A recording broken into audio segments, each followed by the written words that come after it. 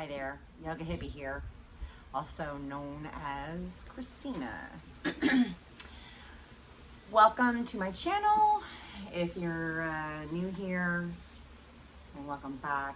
If you're a repeat offender, I wanted to just give one more update, and then it's been probably going to be a minute until I give another update about my face. I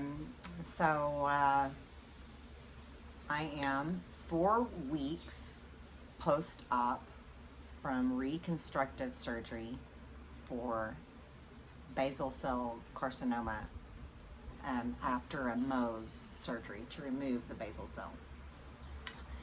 So I had a little tiny spot, and I detail the whole story and how I wound up with this giant surgery, this major surgery. I detail the whole thing out on my part 1 video. So this is my part 3 or 4. Anyway, this is my 3rd one. Okay, so I'm gonna explain. This is a skin flap. The jury is still out on this pucker and my eyelid being pulled down. They talk very matter of fact, like, oh, we'll just fix that, with another surgery. I'm like, well, what? So that has me a little freaked out. I'm just doing my best to stay positive, but I thought that my eye might be infected because I've had a lot of problems with it since the Mohs surgery on May 2nd. It's now June 6th. My eyeball still hurts and is restricted with movement. I can't move my eye all the way around. So apparently, I'm really swollen still back behind my eyeball, and then my eyelid can't do its job to keep my eyeball lubricated, so that's why it's all bloodshot, and it's just massively dry. So they told me I had dry eye, and they gave me drops, or told me to go get drops, so I got drops. Now I have to say, I think that's helping. I've just been using them a couple of days. So this is raised on purpose, this scar, because the way the skin heals, it will pull on the skin. So they make a raised incision so that when it heals, it flattens out. Interesting. So anyway, I'm not worried about my scars. I really do I think this one's pretty awesome, honestly. I'm like, it's not gonna bother me. I mean, most of the time my hair is gonna cover it up, you're not even gonna be able to see it. So, and, occasionally, like for work and whatever, I wear my hair back, but I don't know. The scars, I just accepted them a long time ago, and I just don't want my face to look funny, right? So I don't want to have a pucker, and I don't want to have a weird, this has to be fixed. So if it doesn't heal up on its own, that's going to be unfortunate and require additional surgery with an additional skin graft. So I'm trying to stay positive, but sometimes I do get down, and I've definitely had some pity parties over the last week or two. The last week or two has been hard. Because I desire to get back to my life, and I'm not cleared for vigorous exercise, so I can't work out. And I just started working out. I'd just been working out for 3 months, and I was starting to see results. It had taken a really long time, and I was so excited. And anyway, I'm just trying not to freak out about it, because honestly, at the end of the day, that's minor. Losing my eyeball would have been a whole lot worse, right? So I come back to gratitude over and over again. And, one of the things that has really been on my heart and my mind is I wanted to say thank you to anybody who's reached out to me. And, whether you left comments on my video, or you literally, sent me a message on Facebook or Messenger or Instagram or, anything like that. I want to say thank you for being supportive and encouraging, because it's really meant a lot to me. And it's made me think, because I've had so much time to think. Like if I had a desk job, I'd already been back at work probably 2 weeks ago, but I don't have that kind of job and I'm not good at that. So it's not like I can just go get one of those. I will probably not get hired. I don't know. Anyway, I mean, they wouldn't hire me not because of my face necessarily, but it would be hard to go interview like this, but mainly because I'm not good at office jobs. So anyway, kudos to you if you're good at office jobs. My God, I wish I was. I could make a lot more money right now. I'm making $0. Anyway, it's okay. It's going to be temporary, right?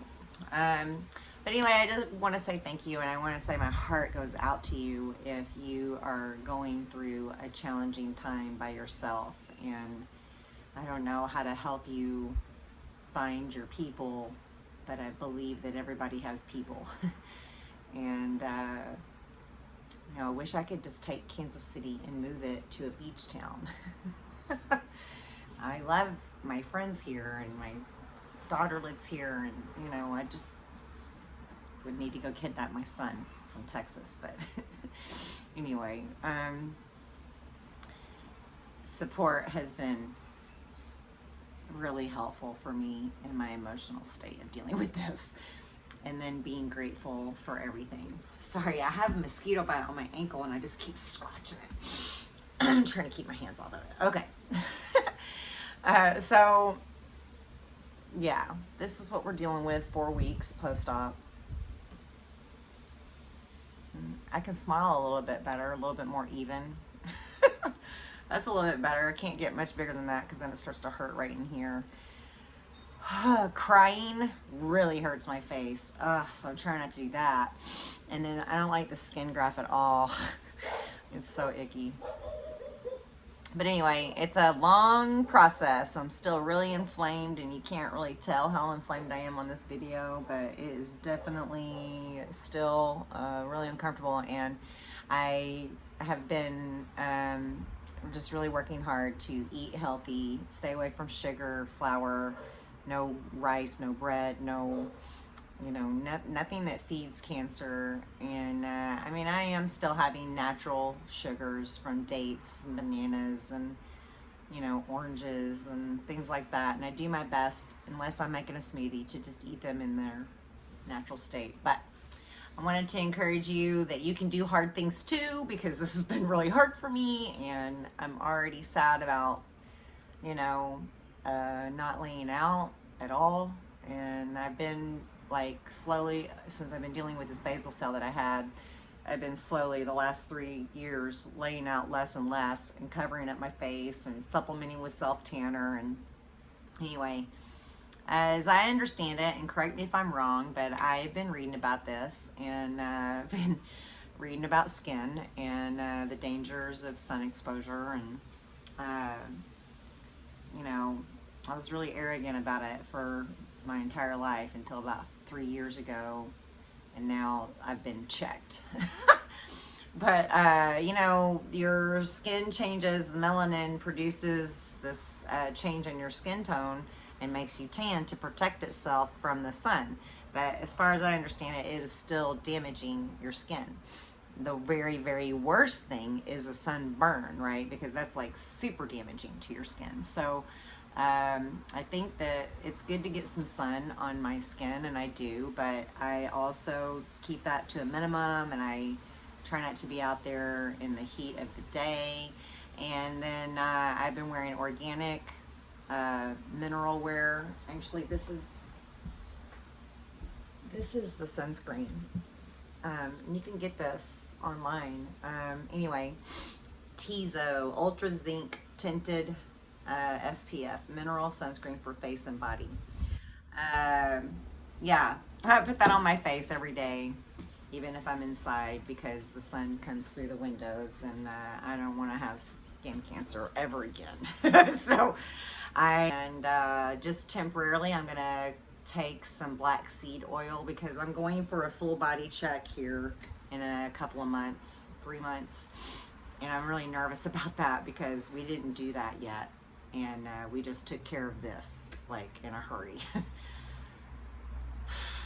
So I'm just concerned about other things that are potentially hiding on my skin that I might not be aware of. Anyway, I'm not going to get into all of that today about holistic whatever, trying to keep my video a little bit shorter, but I do want to encourage you to find us a network of people to help you, to be friends with, to support you and help you. And my heart just really does go out to people who don't have a support system for life, you know, because life can totally get hard, and it's super encouraging when people reach out and they say, hey, I was just thinking about you, or I'm so sorry that you're going through this.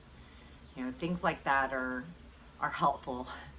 It's not helpful when people blow you off and tell you everything's going to be fine and don't worry, and um, you just want to feel heard, I guess, and reassured in a nice way. It's not bad to say it's going to be okay, right? But just maybe on some level acknowledging that it's a scary, challenging thing to go through.